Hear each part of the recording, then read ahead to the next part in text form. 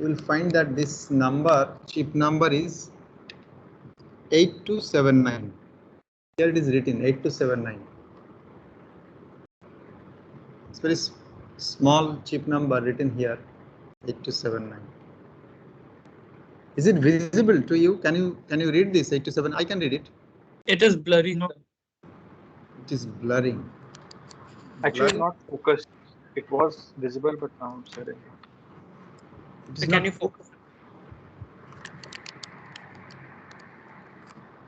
It's in autofocus mode actually. Camera is in.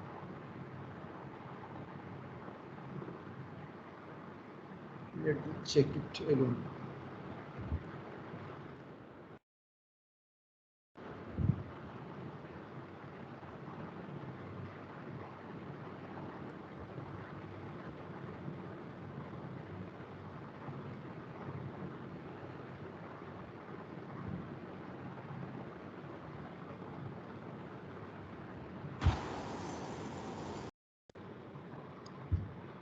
I have put it into autofocus mode. I can't do better than that. This. I don't know whether you are able to see it or not.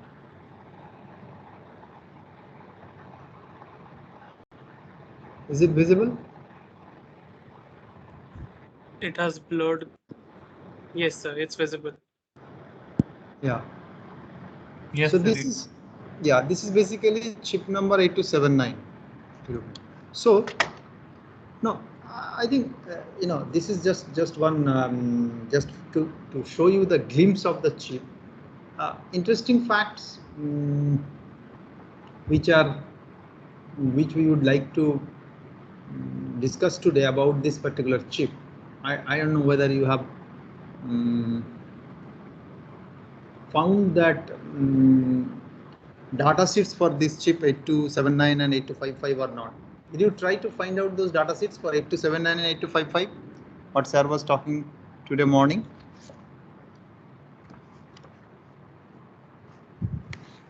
Have you tried? Till now, not tried, sir. Till now, not tried. Till now, not tried. Okay. Now, these are available in Google. You can try this. So this is there. There is another one chip that is basically 8255. This one is 8255. This one is 8255. And probably if I take a closer look, you can you may get the number, chip number here itself. Okay. Now these are additional circuits. Forget about this. I'm talking about the main chip. Okay, main IC. That is basically 8255. Okay. Now before I actually go to 8279, which is a dedicated chip to control the display and the keyboard, this 8255 is called a general purpose programmable peripheral interface, PPI. General purpose PPI. This 8255 is a general purpose PPI. And if you look into the Edge 85 board also, this board which you have already seen it earlier. Okay. In this board,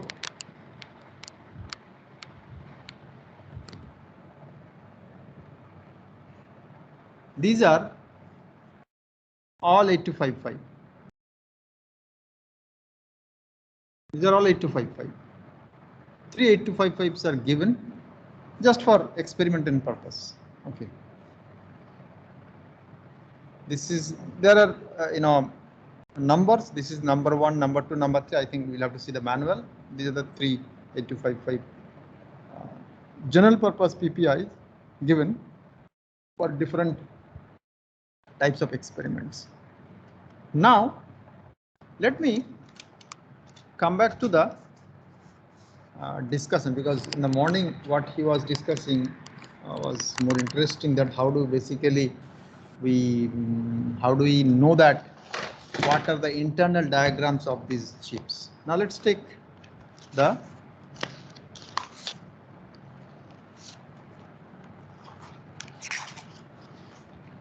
internal diagram. If you look into it, 8255 has, is this visible? Yes, sir. Can you clearly read these fonts, whatever written, or otherwise I'll have to go to the soft mode?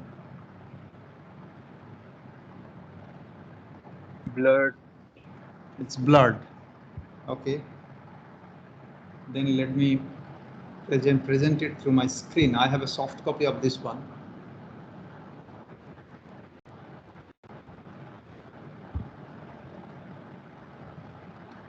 Just give me a second.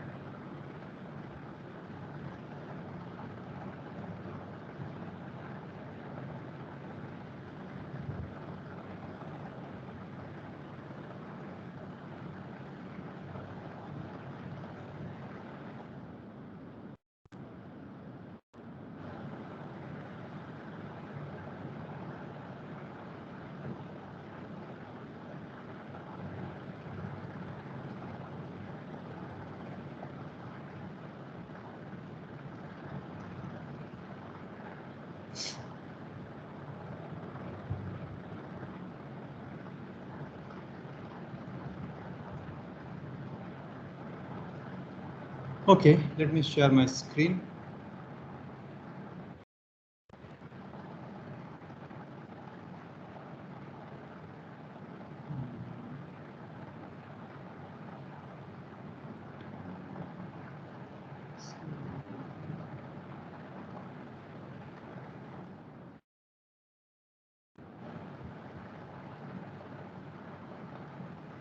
So I'm switching off the camera just so that you get the better of the bandwidth.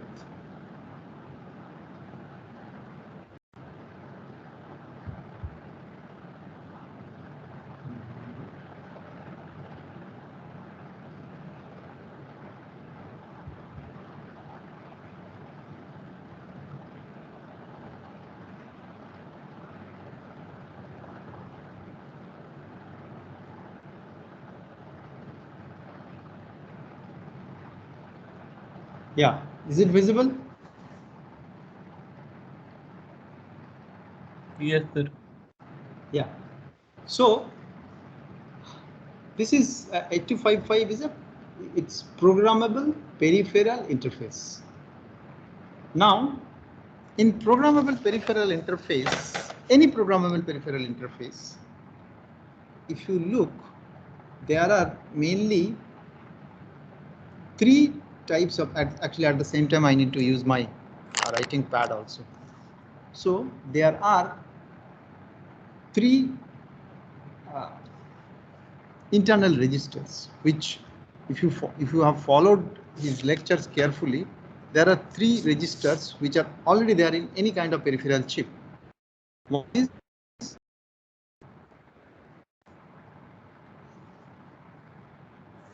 a data register. Another one is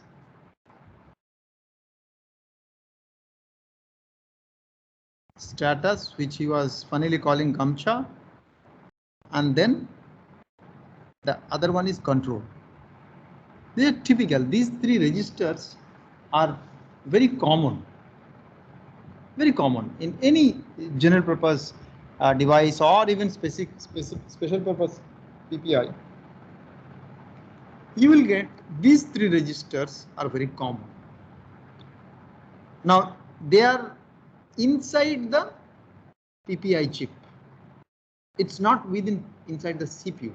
These chips are these registers are inside the programmable peripheral interface chips. Whether it is 798279 or 8085, you will find these registers. They are common registers.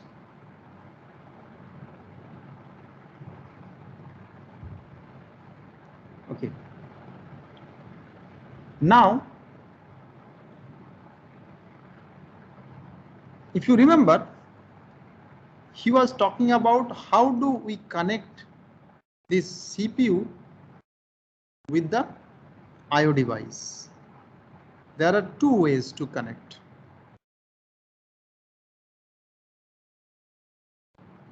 This is IO. Let's assume that this is your 8255.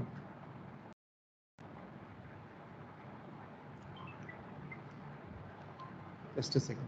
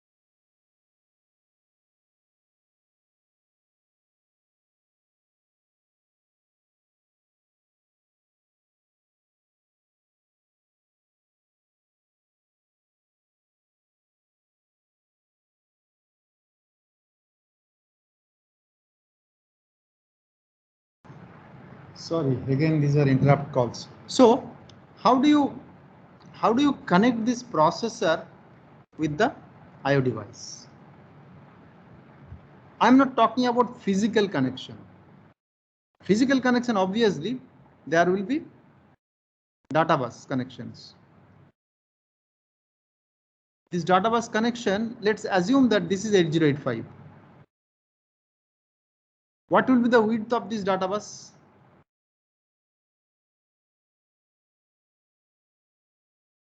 What will be the width of this data bus? Can someone tell me? 8-bit. Yeah, so this is 8-bit. But only data bus will be sufficient. Do you think that only data bus will be sufficient? No, sir. So what else needed? Some control signals. Okay, control other than Sushant. Anyone else has any other opinion? And if he is saying the So control basically signal, connecting, yes, connecting the data, status, and control, right? All three. Wires for connecting all the. three. But they are internal things, no? They are registers. You cannot connect directly to register to a CPU because these are internal registers. This data, status, and control, they are internal registers.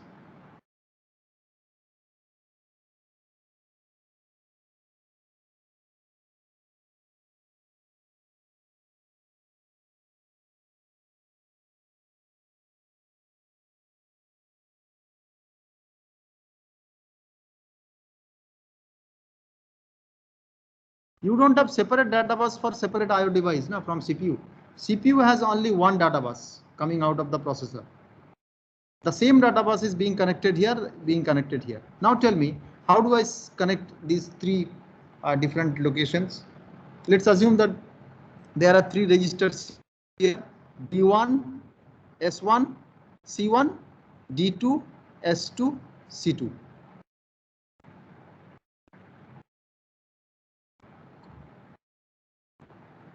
So what kind of additional signals? Because by this time you must be knowing that how to interface, you know that how to interface memory. Okay, so if you assume that these are the same,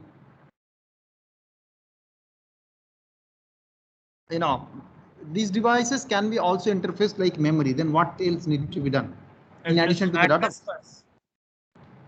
Address bus. Okay, so address bus is your 16-bit address bus.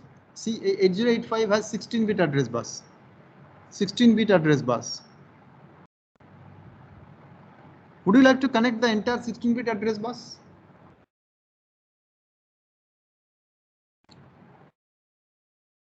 No, sir. So how many, what you require? Like, sir, we can have which ranges we want to allot to IO. We can based on What do you that. mean by range? What do you mean by range? Like this location to this location will be mapped to for IO devices.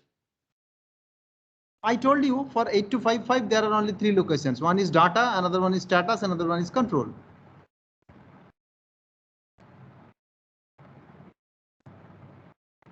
Sir, so based on how many devices we have.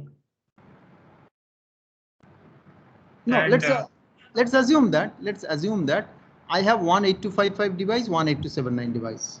Okay, and both these devices it has three registers. It has three registers. So how many address bits are required to? three. Yes, three address bits, because 3 bits means 8 locations. So you have 6 locations, 3 locations here, 3 locations there. Right. You're absolutely right. So you can actually come up with a scheme of using some specific address bits to select this one or this one. So when we talk about, in addition to the data bus, what we require control signals. Control signals which can select this chip or this chip, and also not only the, this selection. What else you require? What else you require from these two devices? Selection of specific registers. So that is done by address, na? So you have 3-bit address line. 3-bit address line means, so let's assume that A2, A1, A0. So you have 000 is basically D1, 001, it is S1, 010, it is C1, 011, it is D2. This way you have already done it. Will it be sufficient?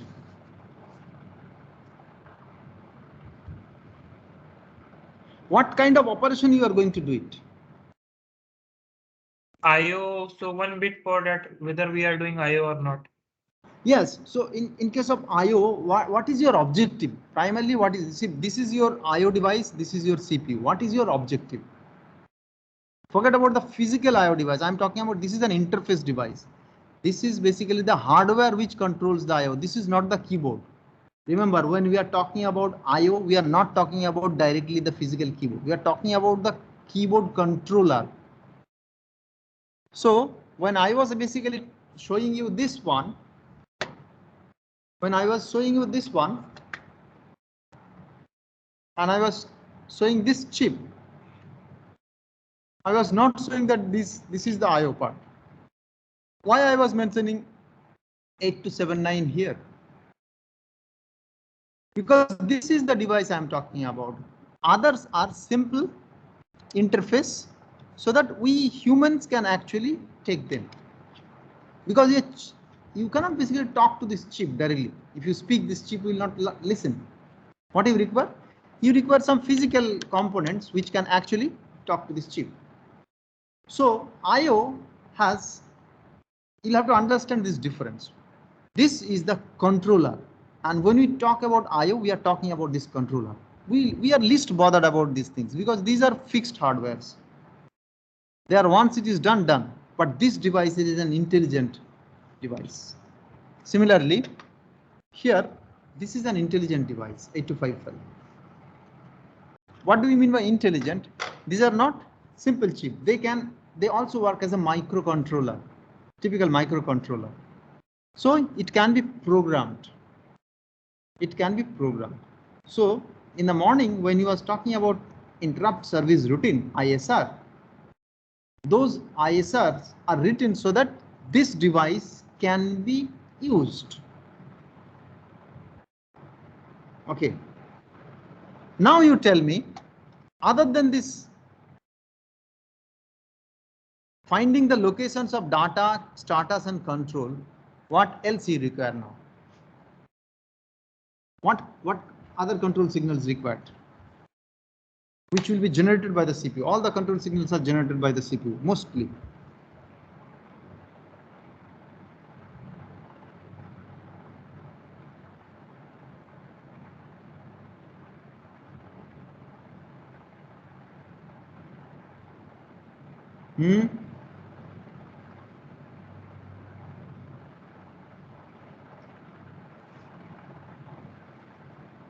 Chip select. Chip select will come from here itself because you have A0, A1, A2. Chip select is needed. I don't deny that. Because these three, A0, A1, A2, when their combination is like that, it will select this chip. When their combination is the remaining three, it will select this chip. I know that. But that can be generated from A0, A1, A2, A3, A0, A1, A2 itself. Sir, read or Huh? read or write, like basically Yes. we want to. Yes, read and write, right. Exactly. That is what I was looking for. So you need read and write. These are the two primary signals which are needed to do the data transfer. So between the CPU and the IO, it's only data transfer, nothing else. But data transfer whenever the CPU requires or whenever the IO requires. It's not like random data transfer. Or it's not like in every clock cycle there will be data transfer. That's why this is asynchronous. This is asynchronous. That means CPU can send data anytime to IO. It may not follow a proper timing. Timing in a sense, interval I'm talking about. Okay, every 10 seconds में मुझे एक data भेजना, it's not like that. Similarly, input device. Let's talk about this input device. It is connected with a processor. It is connected with this one, this board. Let's assume it is connected with this board. Somehow we connect it like this way. We have a cable, we connect it here and we connect it here. We have ports here now. We have ports here, we can connect it here. Connect it here, we can connect it here.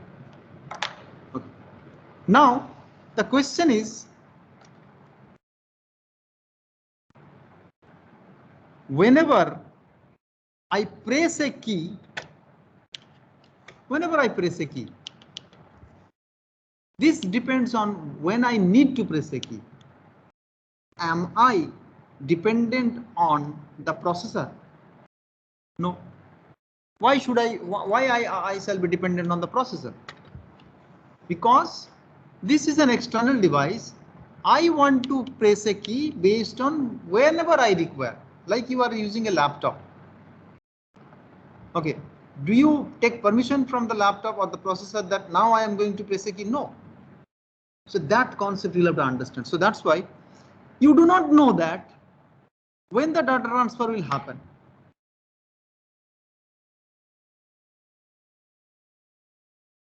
So if the processor doesn't know that when the data transfer happens, then we need a mechanism for that. We need a mechanism for that. At least when the transfer is happening from outside world to the processor. When the transfer is happening from outside world to the processor, we need a mechanism. And what Professor Kaur today introduced is that is the mechanism, that interrupt. Interrupt is a mechanism using which the asynchronous transfer of data happens between an input device and a processor.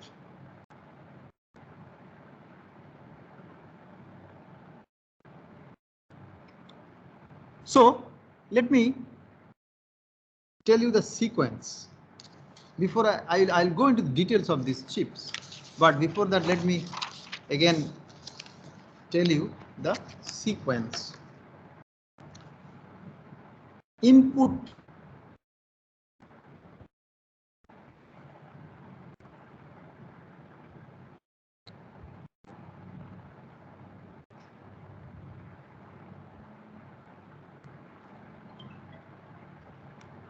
Pradeep, Partho sir will come for signature of the file. ठीक है, वो phone किए थे मुझे,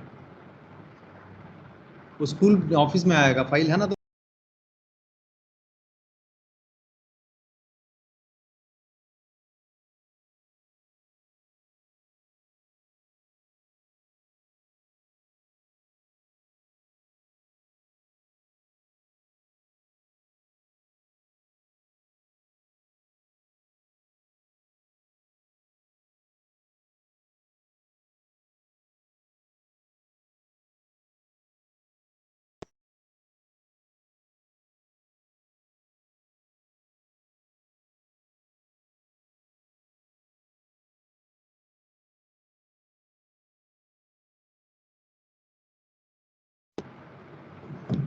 okay. So input handling.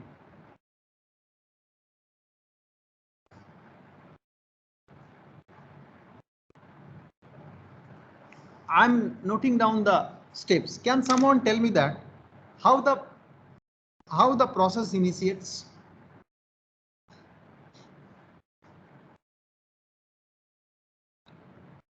So the transfer is input. So I'm giving you the clue. This is CPU. This is input.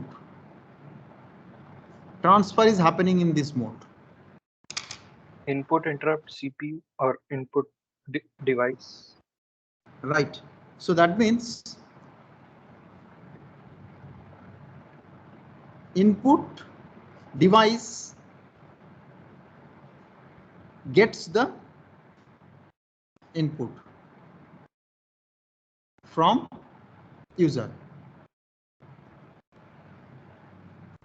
This is the device. I press a key. This input device gets the input from me.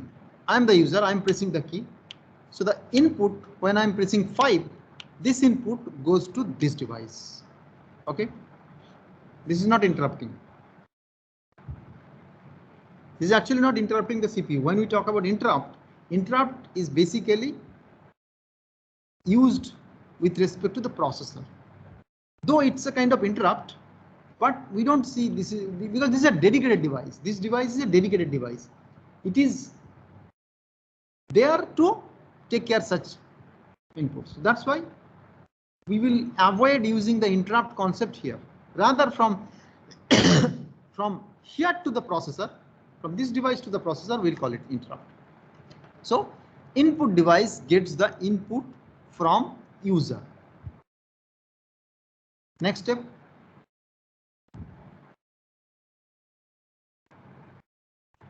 Now it will interrupt the CPU. Yes. Now the device or the controller, in bracket I will write, controller interrupts the CPU.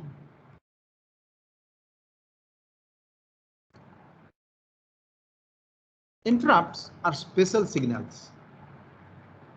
Whenever interrupts are given to the processor, what the processor does, in the morning he was explaining that the processor must be executing some program. It completes the current instruction. If you remember, he was showing those clock cycles. One particular instruction may take multiple clock cycles. Let's assume that these are the total clock cycles. These total clock cycles, number of clock cycles, and including all the clock cycles, it is called instruction cycle. Out of this may be fetch, this may be decode, this may be execute, all these 5 things. But this entire time is called instruction cycle. And this terminology, I remember that I already introduced this terminology earlier. This is instruction cycle. These are usually, we call it machine cycles, like fetching, writing, reading. These are machine cycles. Sub instruction, I mean to say that there are different stages of an instruction. You can call them one larger operation, which may require multiple clock cycles. You remember here, actually, when we took the examples of RISC processor, we always use that single clock cycle stage, but that may not be case. Okay, so this is a generic representation I am showing. Do not get confused, because in class we have always assumed that each and every stage is completed by 1 clock cycle, which may not be true. So one stage may contain multiple clock cycles. So, and if you combine all these clock cycles, you get the whole instruction cycle. And when you talk about the device interrupts the CPU, the interrupt may come here, interrupt may come here, interrupt may come here, interrupt may come here, interrupt may come here.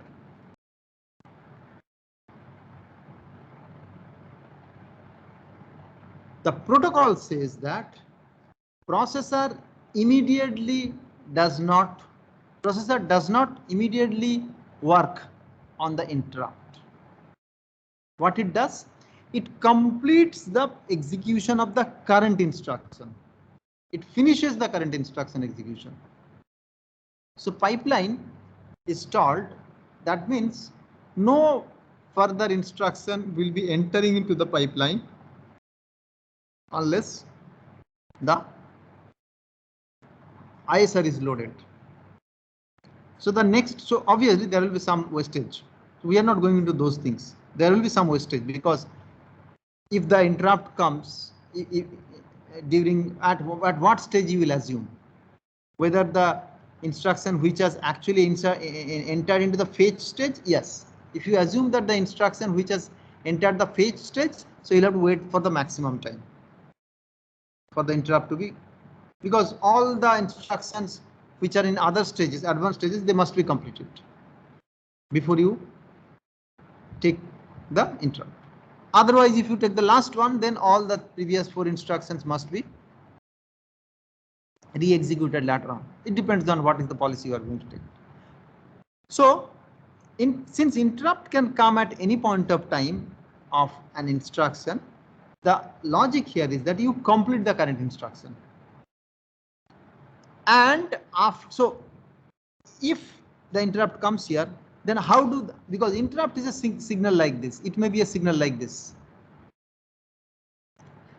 The IO device may not hold the interrupt signal for longer duration. Then what he will do?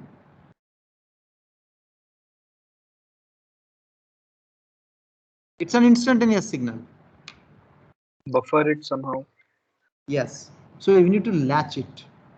That's why these interrupts are latched within the processor. There is a circuit which actually stores the last interrupt. And at the end of each and every clock cycle, the control unit looks for if that latch is set.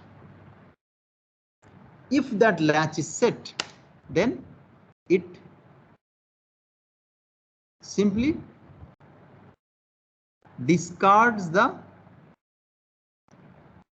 pipeline, and depending on the priority of the interrupt, it may discard or it may not discard. But let's assume that it has to process it. Whenever an interrupt comes, it basically calls for a routine.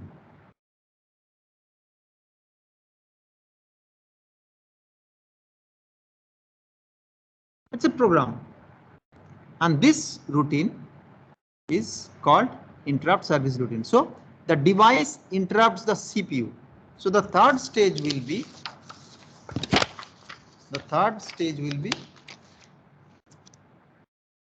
CPU completes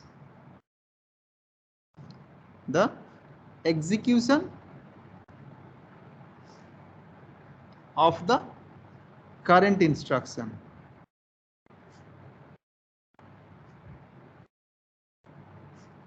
Fourth stage,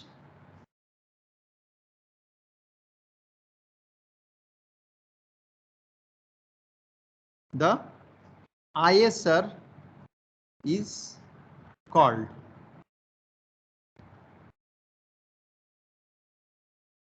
Fifth stage, CPU returns to the main function. This happens in each case. I have assumed that it has to call the ISR, but it can be also if condition. If the interrupt is a lower priority interrupt, CPU is doing something higher priority, it may discard the interrupt. It may discard the interrupt. It has every right to discard it. And how to do it? There are many ways. Main function means? Main function means CPU was executing some program, na? During that time the interrupt came. Main function means this is the program. This is one instruction, second instruction, third instruction. This is main.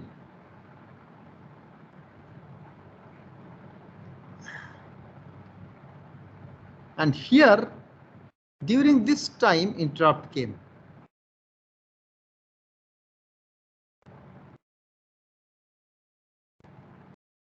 What it does, it completes this. It completes this. Then here calls ISR. ISR finishes at every ISR. At the end, it will be returned, and then it returns back. So the remaining portion of the main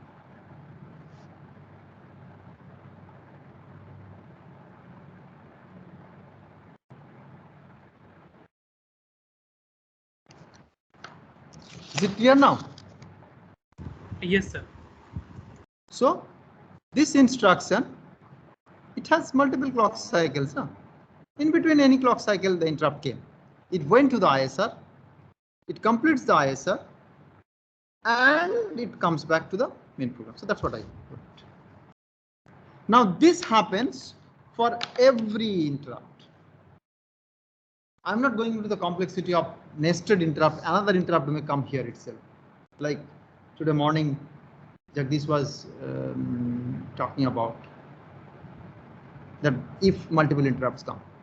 Yeah, we'll see that how that can be handled. But let's assume that this is a single level interrupt. Okay. So this is a program. This is also a simple program. This is a simple routine. It's not like that it is something different. No, it's a simple assembly code. This is also simple assembly code.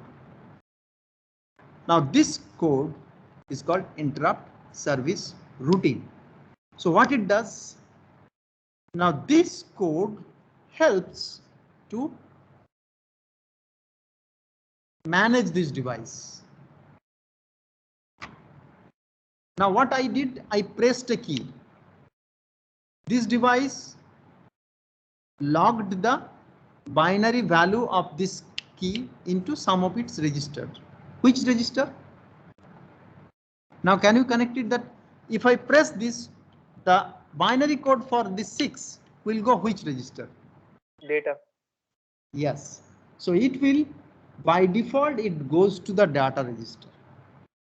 And whenever something comes to its data register, because I told you this is not a dumb device, this is an intelligent device, slightly intelligent. It's not like intelligent like CPU, but it's an intelligent device. What it does, whenever it checks that something has been loaded into its data register, it actually generates an interrupt. And that interrupt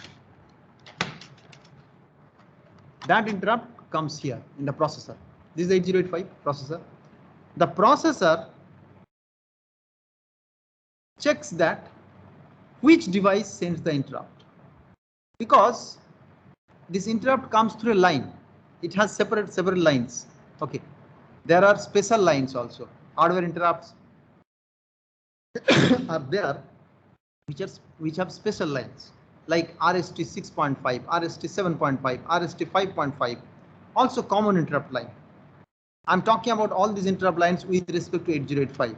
All these interrupt lines are not there in Intel i7 processor. If you look into i7 processor, you will not find these interrupt lines. Why we are using this? Just to understand the concept. Okay. So the interrupt may come like this particular board has already keyboard is there, display device is there. Now this is connected to 8279. This chip is 8279. This is 8279. This is 8085. So this 8279, whenever I press a key, let me switch on this. Whenever I press a key, like say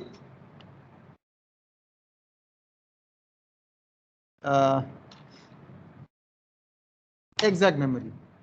You see, I have pressed a key. Exam memory. See, reset. A default program is running, which is displaying ESA85. Just a number. I mean, it's a company name. Electro Systems, Associates 8085, so 85. They are displaying ESA85. Now, whenever I press a reset button, this gets refreshed. Why? Because the reset button ensures that the processor gets restarted. Okay, and this restart ensures that the operating system, whatever the operating system, small operating system which is already there in the processor, there is a small operating system which is loaded into the ROM part. Okay, that small operating system actually calls an ISR. Okay, and that ISR is nothing but displaying the value ESA85. So I press a key, 8279 gets the value, it communicates to the 8085, 8085 then does the processing.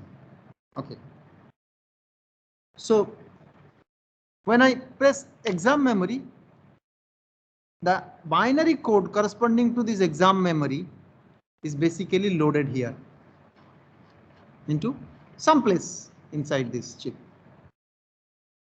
Now that value, whenever it is loaded, this device generates an interrupt to the processor, and that processor runs a code which is stored into the memory. Which location? That's already known because this interrupt is a common interrupt. So that code is an ISR, interrupt service routine for this for keyboard. So what it does, whenever I press a key, it understands that okay, there is something being pressed, that value is transferred here, and based on this value, CPU calls an ISR, and that ISR handles the rest of the thing. What it does? It simply blanks the screen. It blanks the screen and puts a dot. So one particular dot LED is glown. So some signal is sent here. Display, some signal is there. Because dot also there is a binary code. So that binary code is getting displayed. Now it is also waiting for something. So let's say if I write 2000, every time I press a key, a service routine runs. Every time, if I write it 1, again service routine runs. 0, another service routine runs. 0, another service routine runs. 0, another service routine runs. Because if you look into carefully, 2 is coming here. Next time I'm pressing 0. So this 2 is going here and then 0 is coming here. So whatever earlier 2 was here, it needs to be shifted here. So for this shifting, the service routine needs to be called again. Again I press 1. So 1 is here, the 0 which was here, it goes here. The 2 which was here, it goes here. And this way it continues. So every time I press a key, this device gets the value, it generates an interrupt, and the CPU executes the corresponding code which is written here in the ROM. In case of modern operating system, it executes one function which is provided by the operating system. This process you must understand. Now, in the whole process, what information additionally you require? If I ask you that you write an ISR for this, other than the mechanism of how to write ISR, what else you require?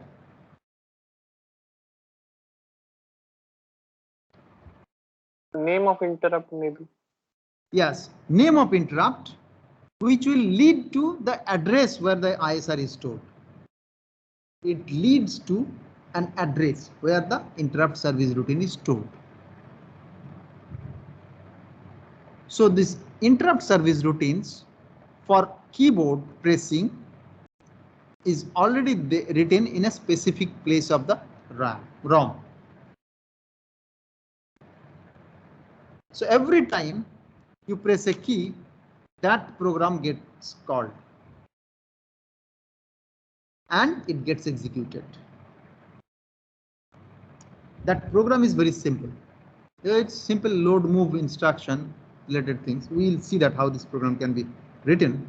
That is what, and I told you I'll show you that how these codes can be written, but this is the entire mechanism happens. Similarly, I was talking about keyboard.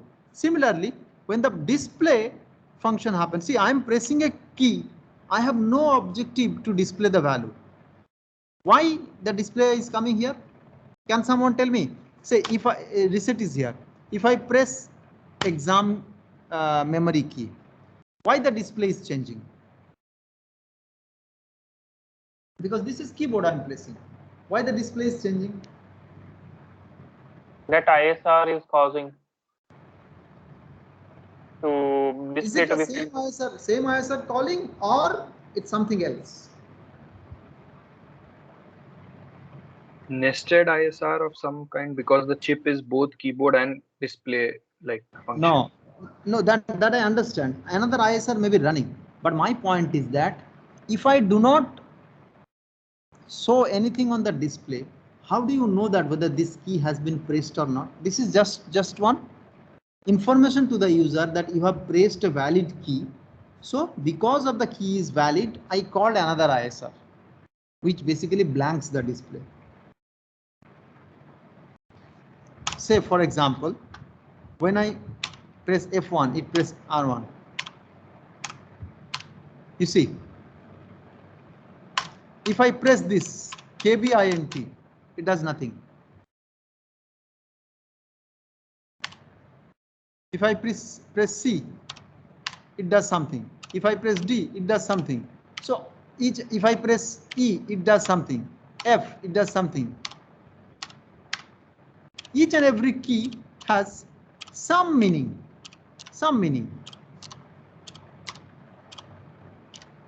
some meaning, you see.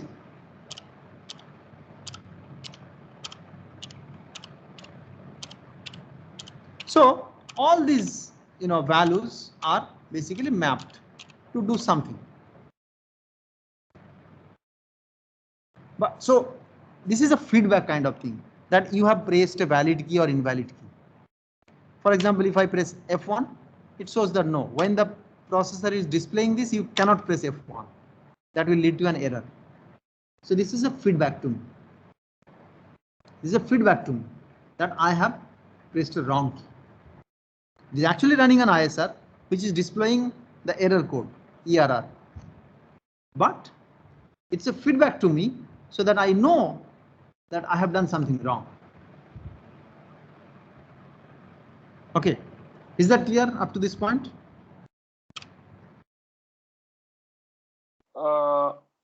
Do we need IS means interrupts for inputting only, right? But to output to display, we don't need interrupt. Yes. Because there is no need. Yes, actually, even a program can generate interrupt. There are software interrupts also. It's not necessarily that you will get always interrupts from outside world. You are doing a division. Okay. And while you are doing a division, the divisor itself is 0. So you cannot divide a number by a 0. You know that. So while the division operation is going on, the hardware circuit inside the processor generates an exception. Okay. Now to tackle that exception, you need to run a code that is also a interrupt service routine, but that we call it exception. Exceptions are special type of interrupts. So it is not necessary that we will always get the interrupts from external device. Sometimes processor itself gets interrupted from the program itself, which is running inside the processor. But for output purpose, you are sending something to the output, then you do not need interrupt. You are absolutely right that whenever I am displaying, it's not an interrupt. It's a service routine. Okay, but it's not an interrupt service routine because there was no interrupt actually.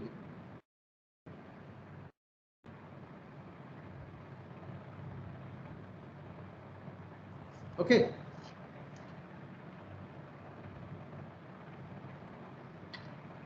Yes.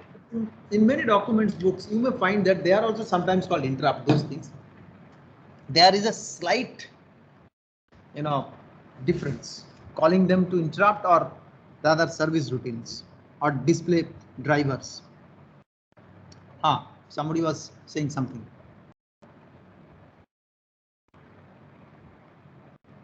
Hello.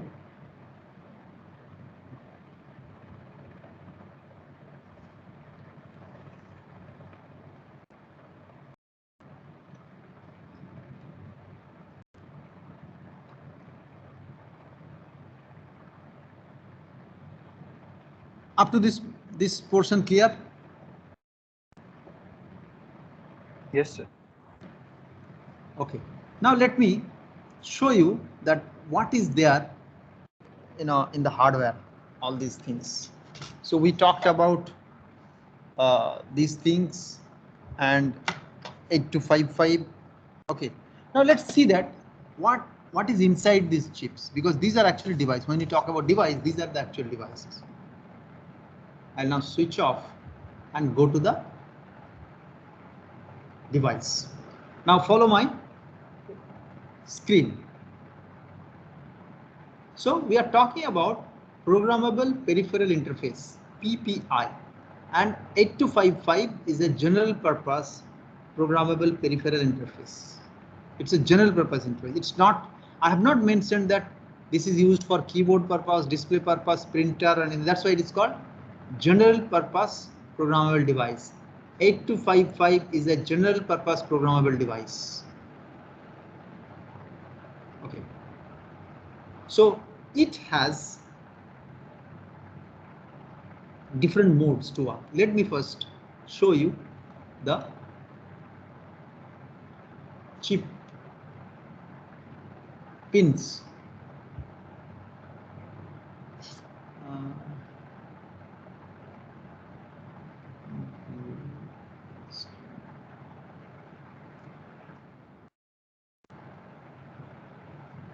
It has 40 pins, like 8085 has also 40 pins. It has 40 pins.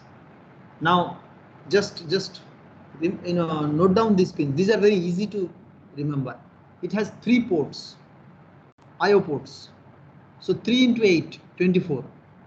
Okay, which are used for communication with the external world.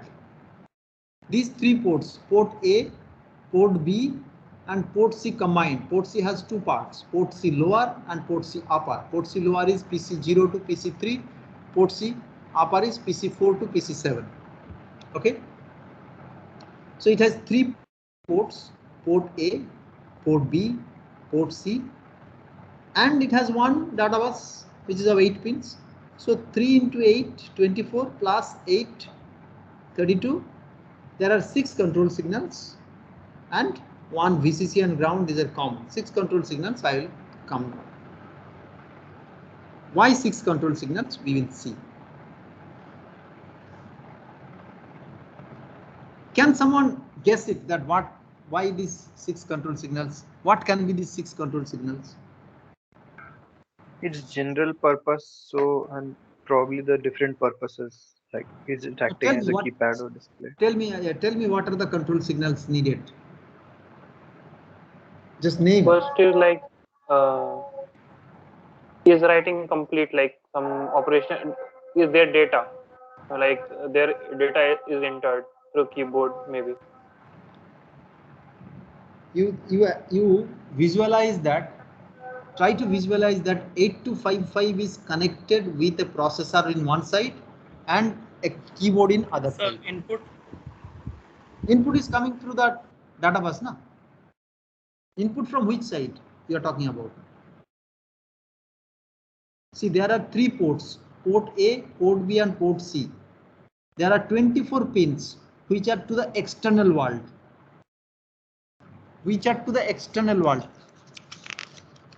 I am again switching on my camera so that we'll get to know that what actually I'm trying to say.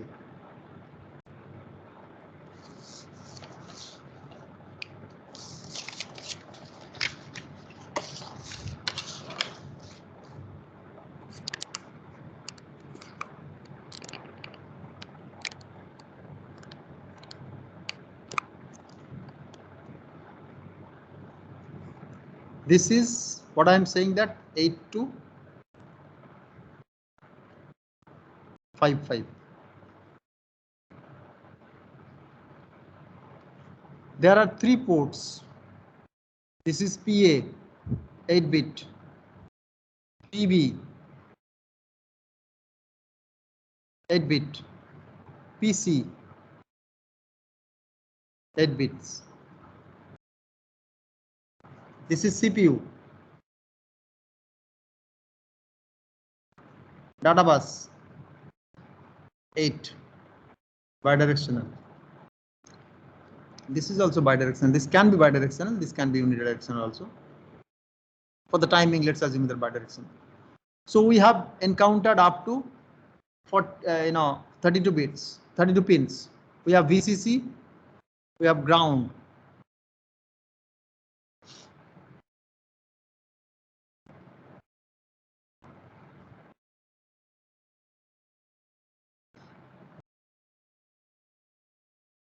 Six more pins are there. 6 more pins. I want you to tell me what are the need of those 6 pins, and you'll have to tell me the possible names of the signals. एक reset हो सकता है. Port selection and operation mode. Reset. You are saying reset. Okay, let's assume that the reset is there. You are saying that reset. I'm not sure. Let me see. Let me get the opinion first.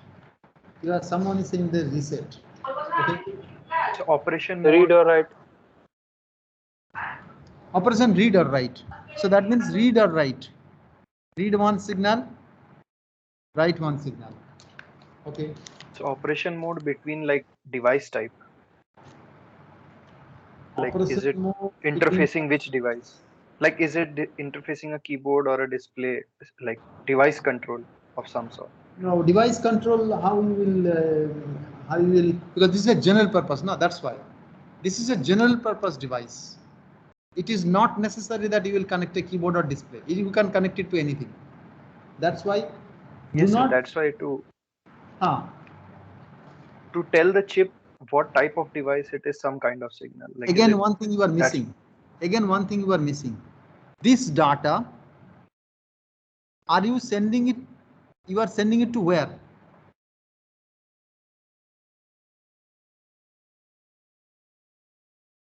Data register. So internally you have registers, na?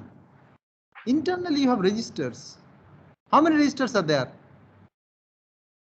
At least three. At least three. It has actually 3 registers.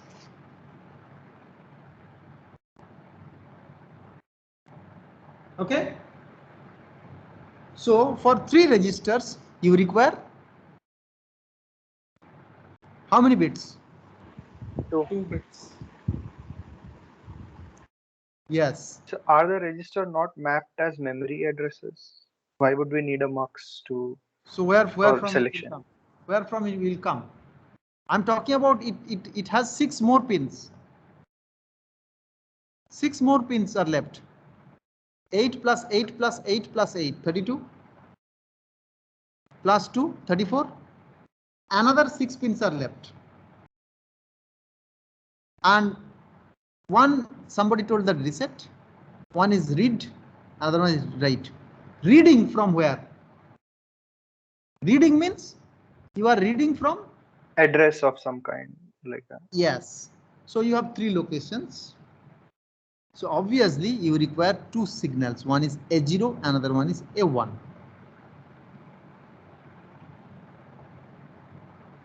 So PAPB PC select can be like a last. Yes, I mean to say that how that is done, I'll let you know. But this A0 and A1 are actually essentially mapped to these ports. So these 2 numbers, A0 and A1, they are these 2 pins are actually used to select these registers: control register, data register, status register. So to distinctly locate one register out of 3, you require 2 lines, A0 and A1. Do you agree with me or not? So yes. The memory mapping is to be done by the person who's assembling the CPU and the interface. Right, it is right. Not pre-packaged. Yes, the memory mapping has to be done by the person who is making this board. Absolutely right. The memory mapping has to be done by the person who is manufacturing this board. But these 2 bits are very important. So that's why we have 2 numbers. This is A0 bit. This is A1 bit. And we have reset. We have read. We have write. 1 signal left. Tell me what can be? Chip select. Yes, chip select is very important. This is chip select because this A0 and A1 goes to other chips also. You may have multiple 8255 connected with your processor. But which out of these 3? Look into this. It has 1, 2, 3, 8255, 1, 2, 3. All are having A0, A1, A0, A1, A0, A1. Now, when you write an ISR for this one or this one, how do you decide? So that is the reason we require this sixth bit, that is chip select.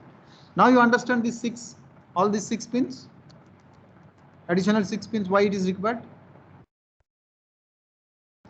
Okay. Yes, sir. Now let me again go to the.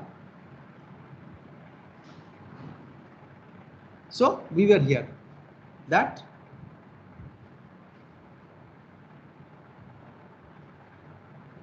six pins for control signals.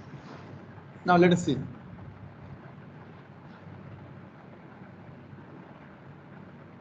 So we have read, write, chip select, reset, ground, A1, A0 and all ports, and D0 to D7.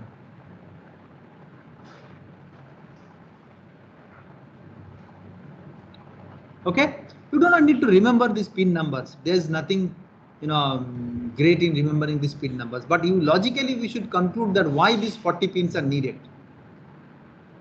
Okay. Anyone, any doubt why these 40 pins are needed for 8255? Sir, why PA, PV, PC are required? No, that's the designer's perspective. Why they have not given 4 ports? Again, Sir, these ports connect to hardware devices.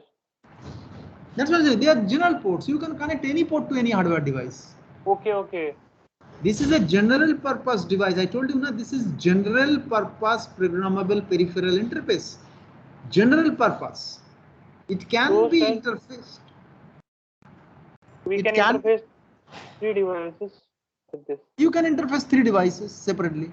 No issue. You can interface 3 devices separately. Okay. Sir, PA will connect to one device, PB to another device, PC to another. Yes, it is possible, but it is not practically possible. Theoretically possible, practically it is difficult. Because if you connect 3 separate devices, then which one is sending either PA or PB or PC? How do you know? That's why even if it has 3 ports, it has different modes of operation. So it is better to always connect lesser devices. I mean to say that what you are talking about in software, we will see that how multiple devices can be connected through intelligently writing the software. But the flexibility will be less. If you use 3 devices to connect using 8251, 8255, you will be having lesser flexibility.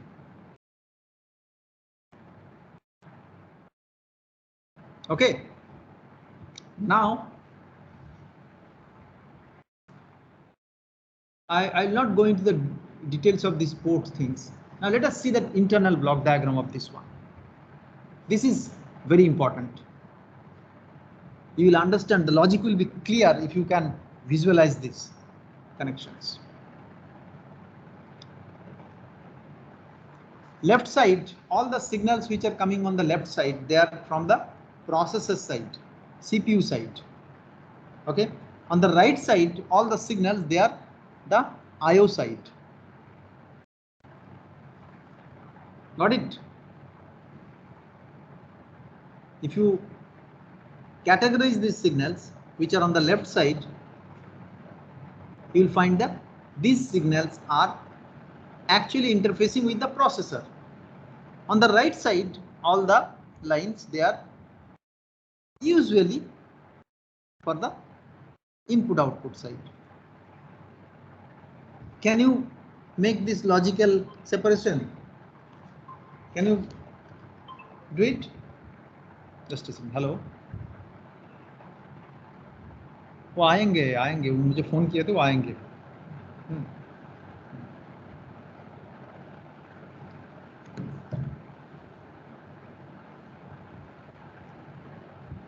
So can you make sense of these signals? Who will generate chip select? Processor. Yes. Instruction 32-bit processor basically. Yes, it's the processor which will generate the chip select.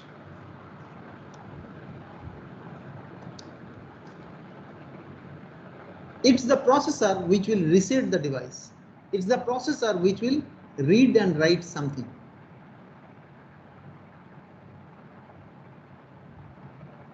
And data lines are obviously to exchange data between the processor and the device.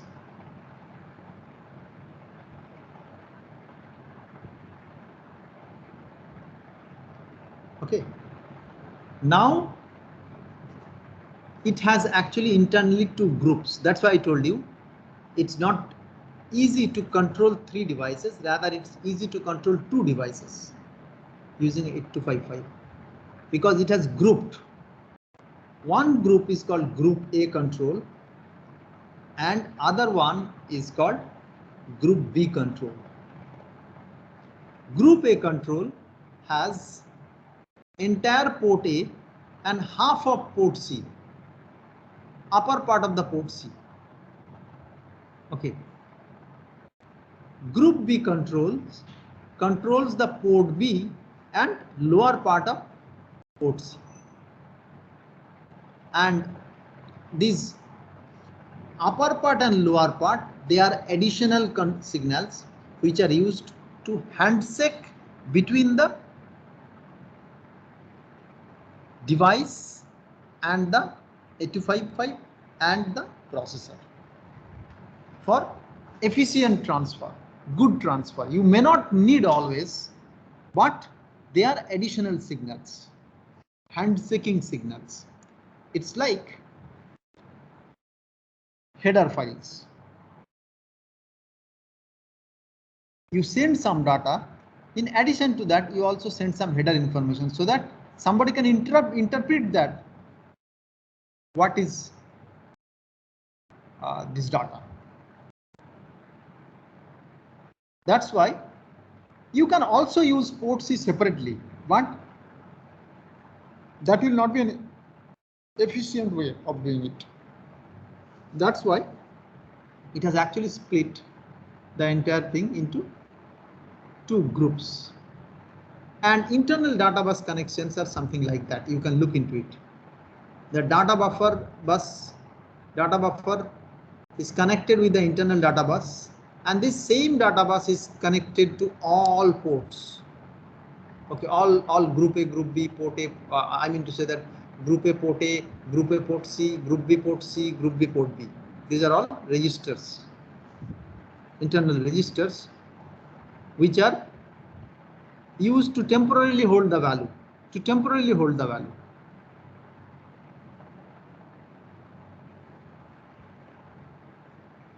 These are, I have not talked yet about the control register, data register, and strategy register. They are invisible here. In this particular diagram, those 3 registers are invisible. But they are primarily the blocks which are shown here. Primarily, the data transfer happens.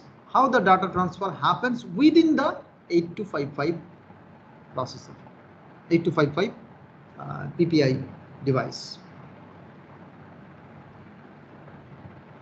Okay, now how this device can be made intelligent? I told you this is an intelligent device. Why? If you look into the left side, bottom left side, there is a read-write control logic. And all the control signals are actually generated. If you look into carefully follow the design, you'll find that the control signals are going everywhere from here. Everywhere the control signals are going from here. Initially, it controls the group B control and group A control. Then group A controls its corresponding groups. Group B controls its corresponding group.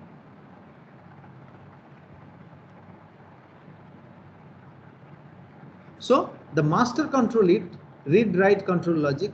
There are 2 separate small control centers. One is group A control, another one is group B control, which again controls the transfer between the group A related locations to the data bus, and this one lower one controls the group B related to the data bus.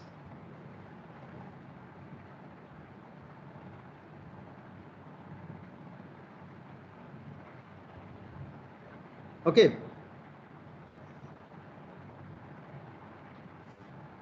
So this internal diagram is very important for conceptual understanding that how internally the data travels from one unit of the 8255 to the other unit. Now we look into the addressing schemes. Sir, 1 second, last page, please. Okay, sir. Now there are some bit patterns. You don't need to remember these bit patterns. Okay, because these bit patterns, why unnecessarily you will remember these bit patterns? They will be given in the data book. You do not need to remember this data, but this is just an example. Okay, I'll come to this point. Now look into, I told you that there are 3 registers. One is status register, another one is data register, another one is control register.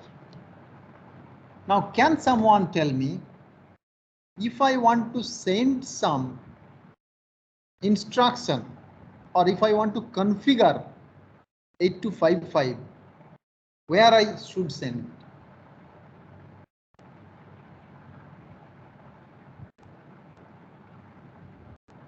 See, when you buy this 8255 chip from the market, it's a blank chip. It has nothing. It has no memory. It is not backed up by power. It has no ROM. It's only an ASIC design, which has no memory. Nothing is initially stored. As the power is taken off, everything is blank. But it still works. Why? Because the user needs to program it.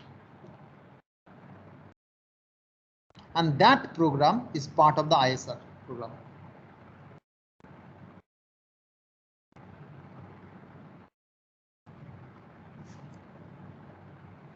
Okay. Now how do I execute a code inside the 8255? I need to execute a code inside the 8255. First of all, what will be the code? And then even if I know that this is the code, how to send the code and where to send the code.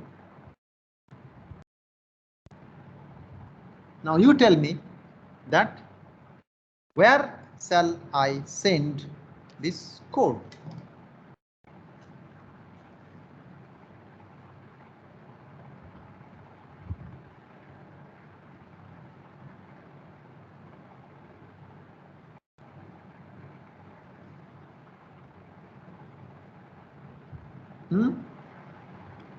Sir, do we need code? One by one.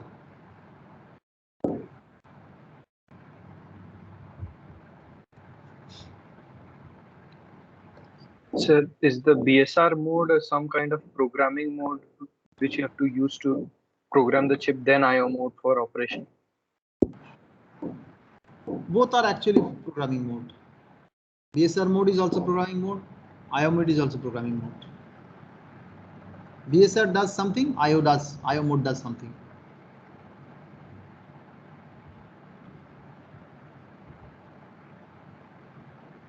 So once I create a data stream like this, D0, D1, D, there are meanings of these locations. Now, if you place 0 and 1 into all these locations, you get bit patterns. Okay, you will get one 8-bit pattern. Now that 8-bit pattern is the machine code for one instruction. And that we need to know that what are those instructions. But my question was earlier my question was different. I wanted to know that where should I send this code? Control registers. Huh? Control register. Yes. So I should send it to the control register. And this code is called control word. This code is called control word. In case of microprocessor, we call it machine code. Here it is control word. So the control word needs to be manually constructed. So take your pen and paper and then you construct. Like, if you would like to use this 8255 in a particular mode, what are the modes? It can operate in 3 modes: mode 0, mode 1 and mode 2. If you want the device to work in mode 0, so you'll have to make this D6 and D5 00. If you want the device to work in mode 1, then you'll have to make D5 and D6 01. If you would like the device to work in mode 2, then you'll have to make these values 1x, and other bits are already told. The remaining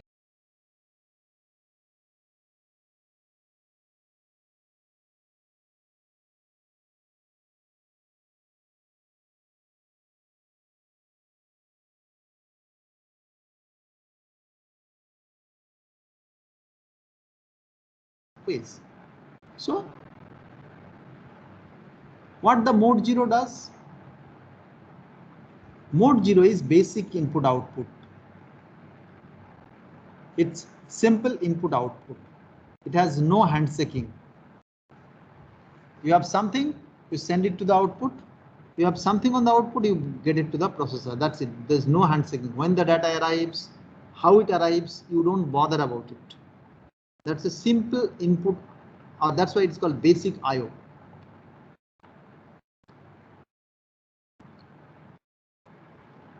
It's called basic I/O. Mode 1 is strobe input, strobe output. It's a handshaking mode. So while mode 1 is being used, the remaining part of the port C, they are used for control signals. While mode 2 is a complex two-way bus, bidirectional movement. Because a port can be either input or output. It cannot work as an input output at the same time.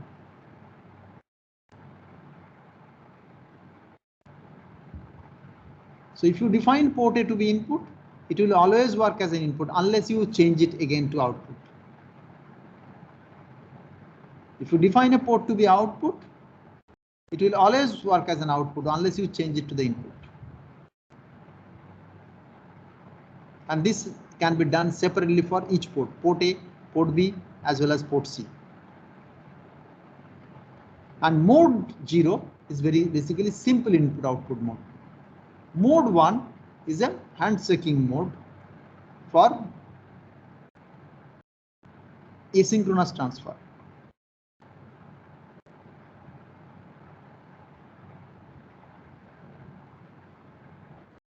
So BSR mode is basically a separate mode. It is not needed actually. Bit set reset mode. This BSR is the particular bit of the port C can be basically set and reset. So it's basically not used at all.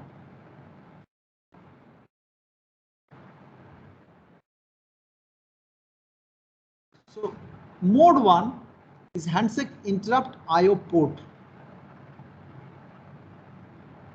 Its signals are like this. If you define mode 1, you see what happens. This mode 0 is very simple. Input output. There is no other signal. You see mode 1 strobe input. I define mode 1 strobe input for port A. You see that port A direction.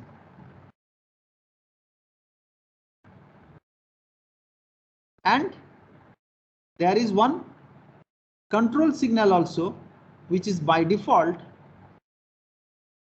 coming from outside world. And there is another signal going to outside world IBF, which is called input buffer full. And there is another signal INTR, which is used for interrupt, generating interrupt.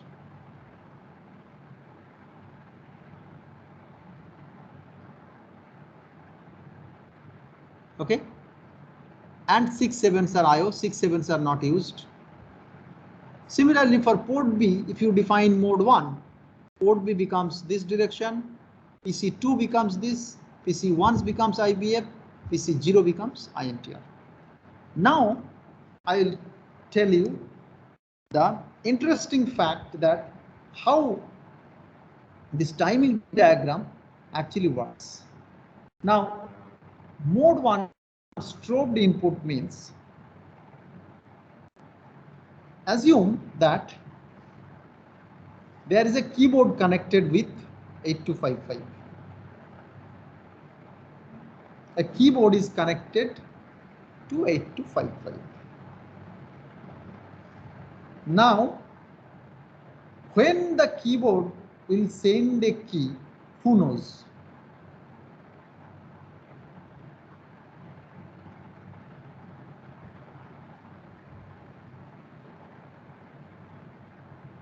Who knows?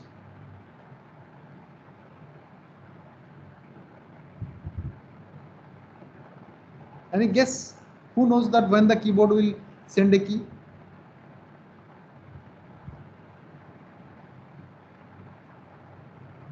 Only it's up to user then. Yes, only it's up to user. So no one knows. Then how do 8255 knows? 8255 doesn't know that when the keyboard is sending the data. So it is the duty of the keyboard to send a special signal. Now I'm talking about port A now. Can somebody tell me that what can be the special signal? The signal is already here. Identify the line which actually works as a special signal to tell the 8255 that I have sent you a data.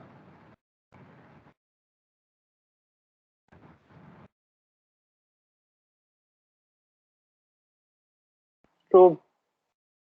Yes, strobe. The strobe signal is an active low signal. This signal, when 8255 receives a strobe signal, it knows that there is some value in the port A. Now you logically tell me that why IBF is needed.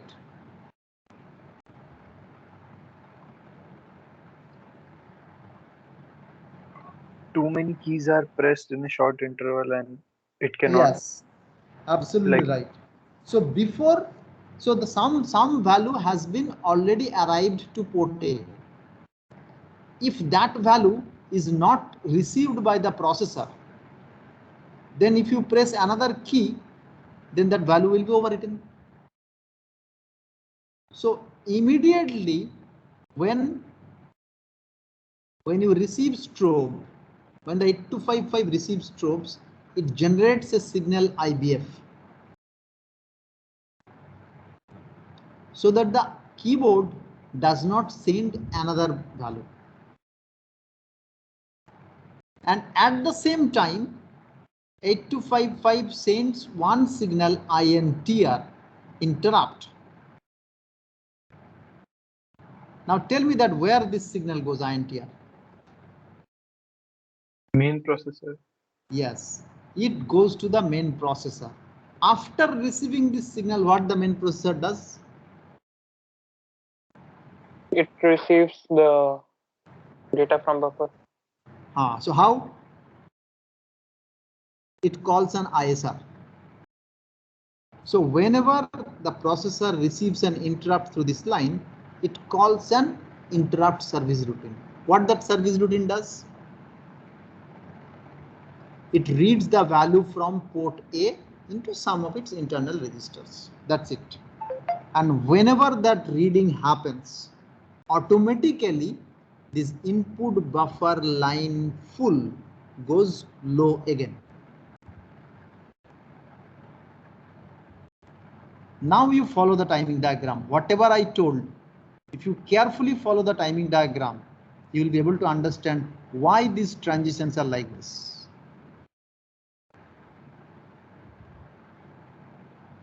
Why these transitions are like this.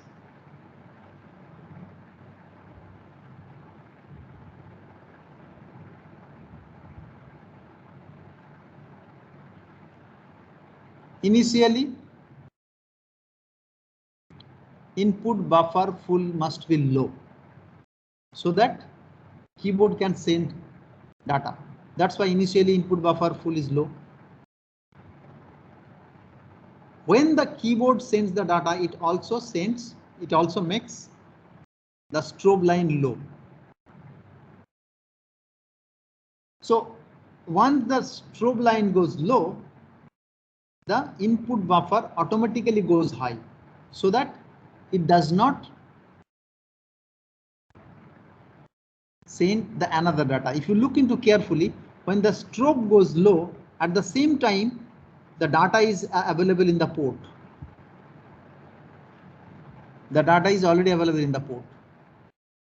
And the data is latched in the port. And because input buffer full is high, no more data will come. Already it's latched. And after some time, because after all these two signals transition, so if you look into this interrupt, it only happens when the strobe actually goes again high. Okay, interrupt request goes. So on the rising edge of strobe, the interrupt is called, and interrupt processing, it takes time. When the interrupt line goes, you see, when the input buffer line goes again low, when the read is done, completed. So this read means the reading of the processor. Processor reads the value from the port. So when the reading completes, then again IBF goes low. IBF goes low means process, outside device can actually send the strobe, again send the data. This must be, you must understand this timing diagram. And this is logically designed. Let me know if you have any confusion in understanding this, because this is very important. This timing diagram is actually tells you that how the data transfer happens from keyboard to 8255, then 8255 sends an interrupt to the processor, then the processor reads the data. After the reading is completed, then input buffer again goes low, again the next data can be sent by the keyboard. Sir, when does strobe go high? Strobe can go high, strobe goes high immediately, na? Sir, like if we are continuously pressing, like we did not lift hand from keyboard. That's why first time strobe is done, input buffer high. So the next strobe, even if you do it, it will not work because your input buffer is continuously high. So it will not generate any interrupt signal. If you look into the internal diagram, there is an AND gate. Okay, there is an AND gate. This AND gate will be only successful when input buffer full is high, as well as interrupt acknowledgement. Interrupt is activated. Okay, when the interrupt is activated. And whenever one interrupt is generated, you see that input buffer goes low. It goes low. So if the input buffer goes low, okay, and when the interrupt gets acknowledged, or when the interrupt gets acknowledged, then you withdraw the interrupt signal, na? So you withdraw the interrupt signal here. And after the read, so when the next strobe will be accepted by the,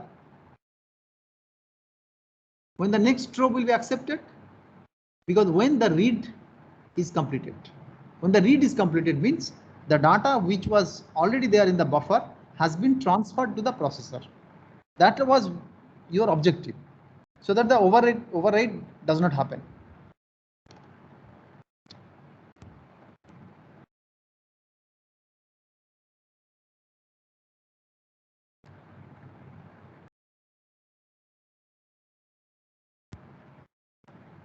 Now,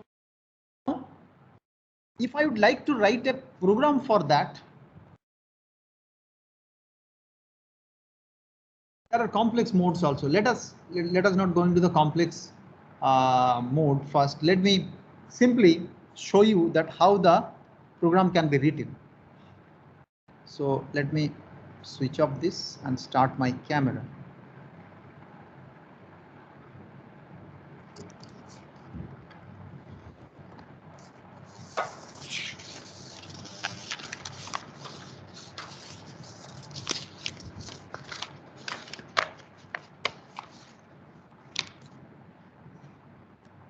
So I want to do it. I want to configure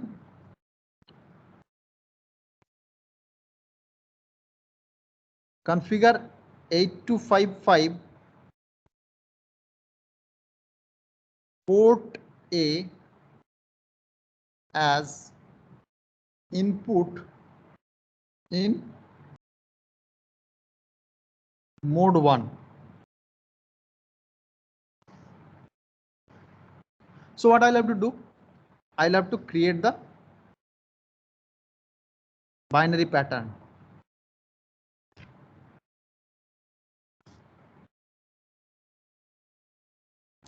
So what will be the binary pattern? As per the mode setting binary pattern, let me again use this. So this will be IO mode. This will be 1. What will be the mode? Port A mode. I am making it mode 1. So it will be 0, 1. I am making port A input. This will be 1.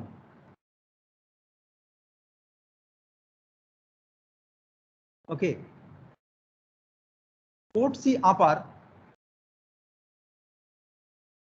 The remaining portion of port C, I don't care about it basically. That C6 and C7, I don't care about it, so I can make it don't care actually. And because I am not bothered about port B or group B, I make it don't care. So if you look into it, it becomes 1011. It's B. And let's make it 0. So B0 is the hexadecimal code. So to configure the 8255 into port A input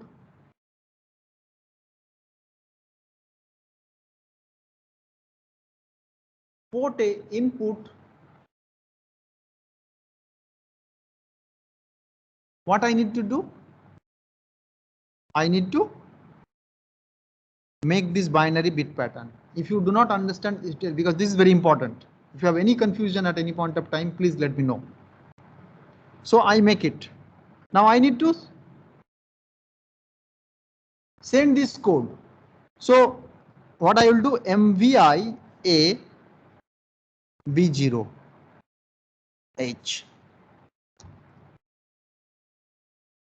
And I need to send this to the corresponding control register. So for sending, these devices are connected in peripheral mode IO or IO mode IO. IO mapped IO, sorry, peripheral mapped.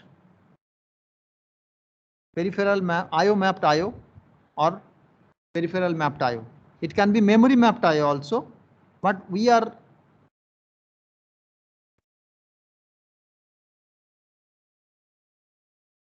all these devices are currently implemented using IO mapped IO mode. There is a slight difference. Only the type of instructions which will be used. So these are all used using IO mapped IO. For IO mapped IO, there are special instructions provided. One is in, another one is out. In followed by 8-bit port number, out followed by 8-bit port number. Okay.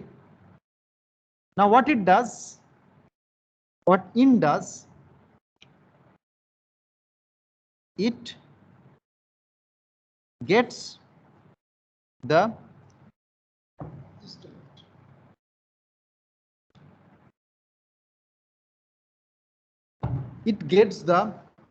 value from an IO port. What in does. What out does, it sends a value to IO port.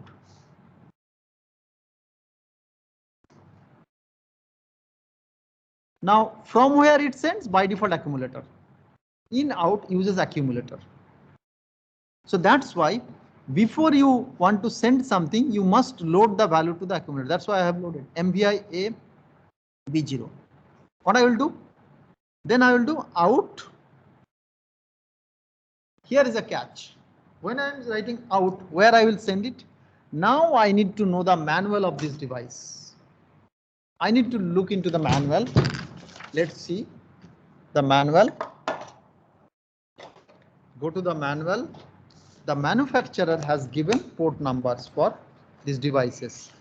So 8255 device, if you look into it, yes. Is it visible? Can you see these values? Yes. You see there are 3 8255 I told you. 82551, 82552, 82553. Let's assume that I am using 82551.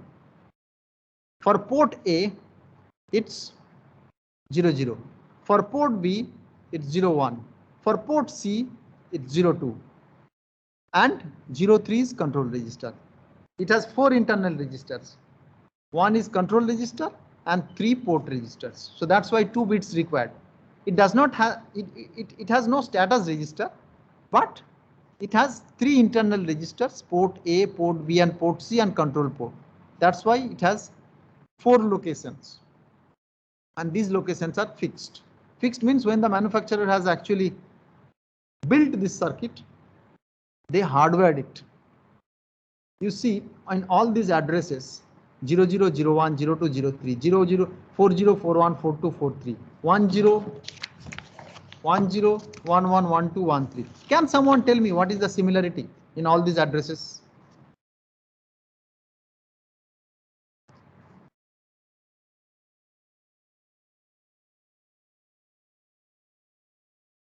One, two, three, 0, 1, 2, 3. Last bit. That's fine. Last That's 4 fine. bits. So that means A0 and A1. A0 and A1 is changing. In all these addresses, A0 and A1 is only changing.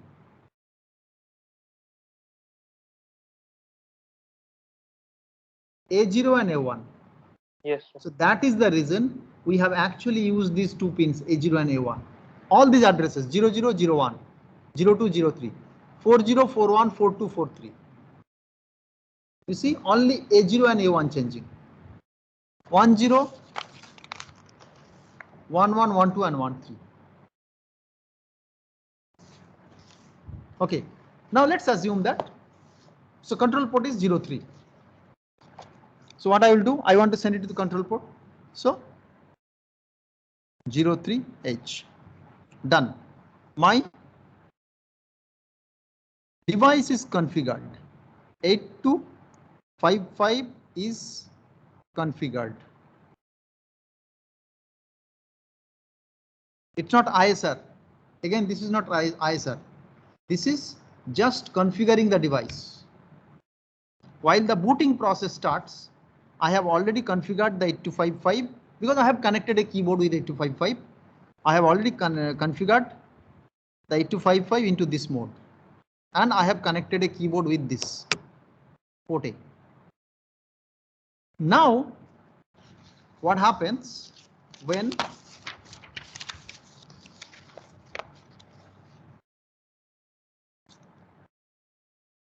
now I would like to write the ISR. So when you are running a main program. This is main. Something is here written. Any other code is going on. Assembly code. You press a key while this instruction was getting executed. What this will do? The 8255 will send an interrupt. Because we have already seen the timing diagram, that 8255 will send an interrupt, and that interrupt will actually map to a location where this ISR routine is stored, this location. This is vector location, interrupt vector, we call it vector location. And what we will do here?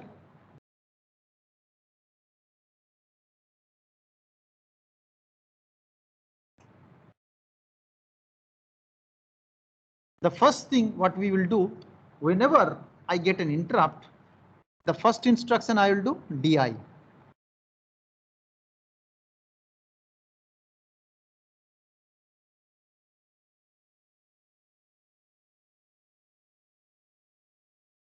Disable interrupt, so that no one interrupts me while I am running my interrupt service routine. No one. Then what I will do? I know that because I have been called, something is there in the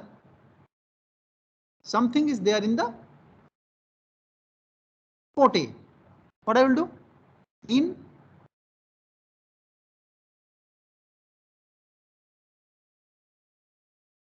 what shall I do right here? After in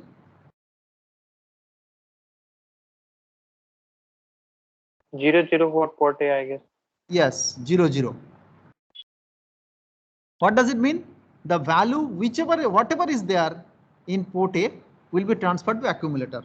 What I'll have to do? I'll have to obviously store it somewhere, because otherwise it will be accumulator, because it will return to the service routine. So let's say assume that your by default location is STA 2000. Then enable interrupt, then return. That's it. This is my ISR.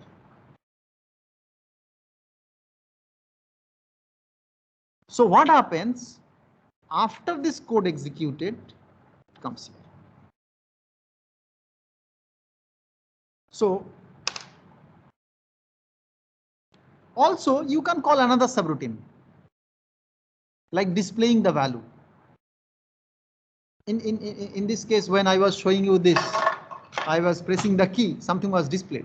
So basically what it was doing, it was also calling some subroutine to display whatever I have stored here. That's a different task. But my primary objective for keyboard interrupt is to transfer the value from the 8255 buffer to processor. And processor, where it comes, since it comes to the accumulator, an accumulator will be used by the calling program. Okay, so you'll have to save it. That's why you save the value to a memory location. That's it. After that, you may call some other function also, depending on what is the requirement. But this is the structure of the ISR. It's a very simple ISR, but this is what it does. It is called interrupt service routine. So whenever, so this one interrupt comes here. So when this interrupt comes, remember that input buffer full. After input buffer full, the 8255 generates an automatic interrupt, and that interrupt comes to the edge rate 5, which again checks that from which line it is coming. Say it is coming from RST, say 6.5 line. There is a special line in edge rate 5. That line means, okay, 6.5 into 8 equals to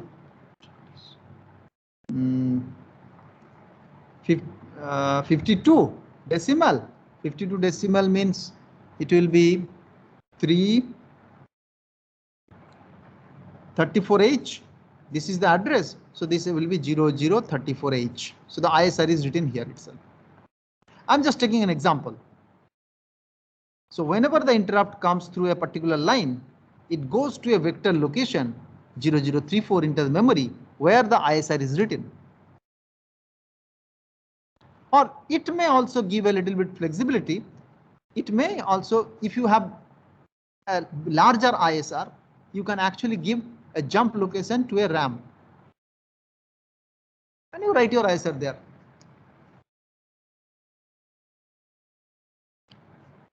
So even if it looks very simple code, 3 lines, 4 lines code, but this is the ISR we are talking about. Interrupt service routine.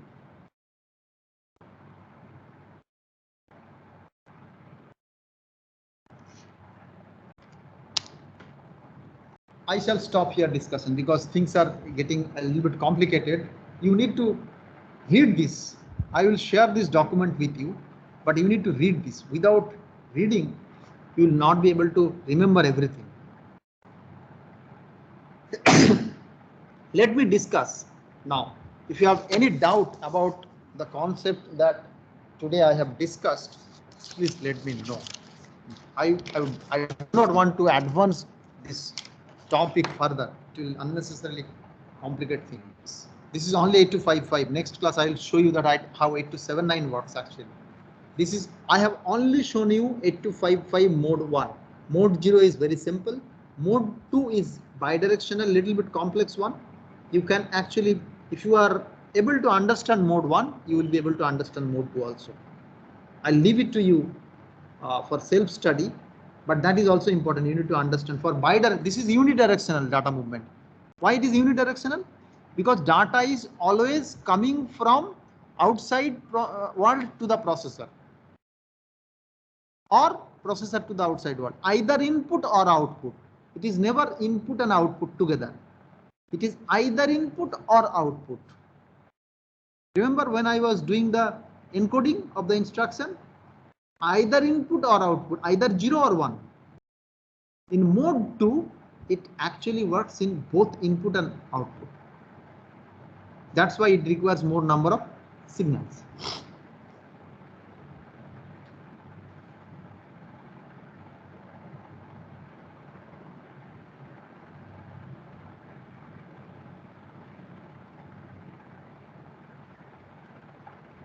Now tell me, if you have any doubt in understanding mode 1 and 8255, we will consider it.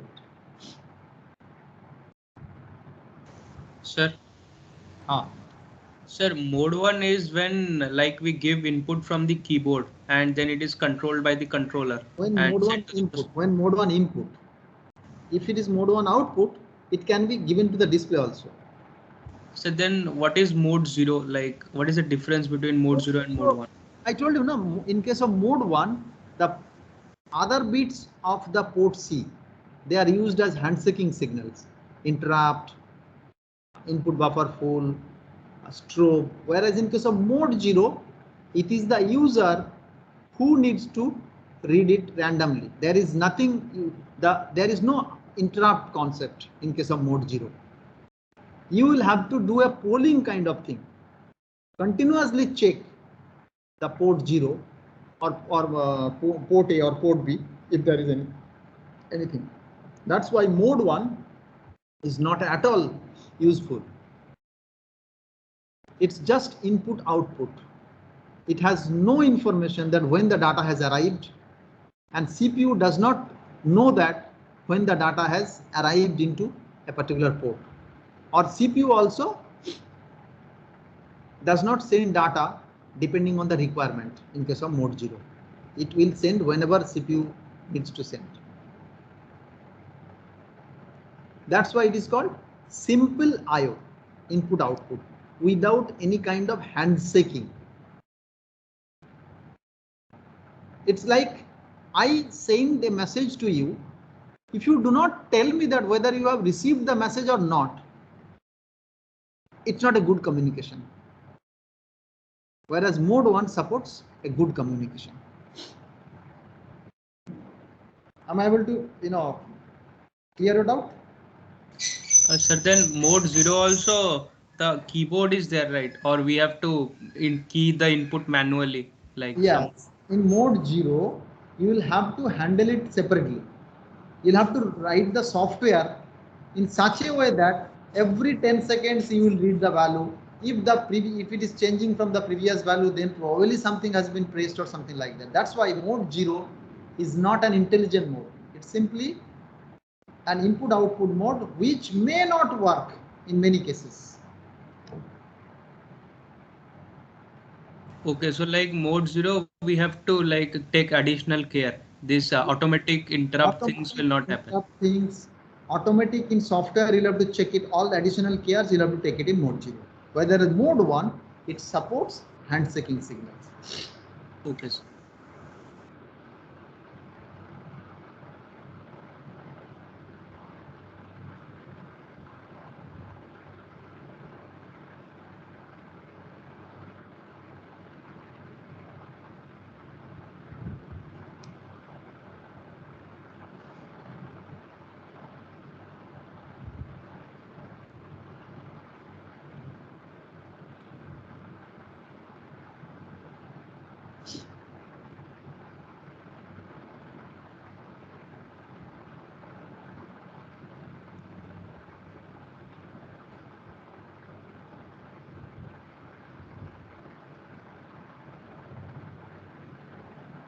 So, guys, I would like to know your opinion, doubts, anything you'd like to discuss. Please open up. Things are a bit, complicated, but unless you speak up, it's difficult to understand that whether you understood this concept or not. It's difficult for me to understand. Sir, things were okay, but what happened, like it all at once, so many things came. I know that so many things are discussed, but you will get time, don't worry. We will be actually covering these topics for next 10 days at least. Okay. So many similar concepts will be discussed. I don't think you will face any difficulty. If you follow the classes as well as next couple of labs, I think you will be able to do it. You'll be able to understand the concepts.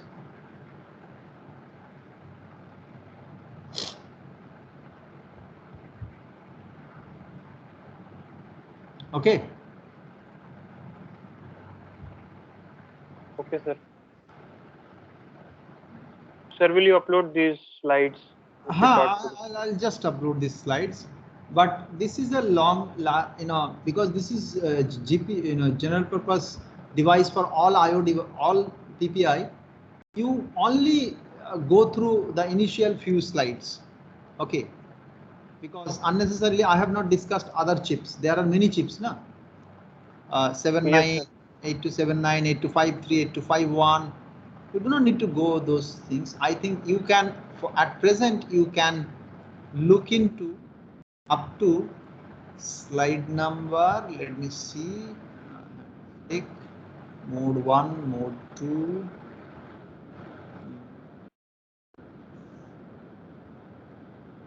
Bidirectional operation, bidirectional.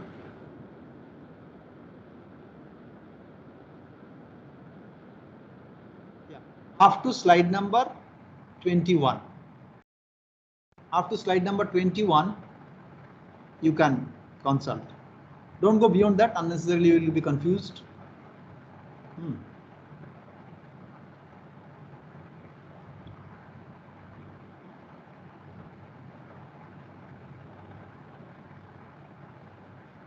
I'll upload these files. Let me take an attendance today in the lab. Please respond to the call.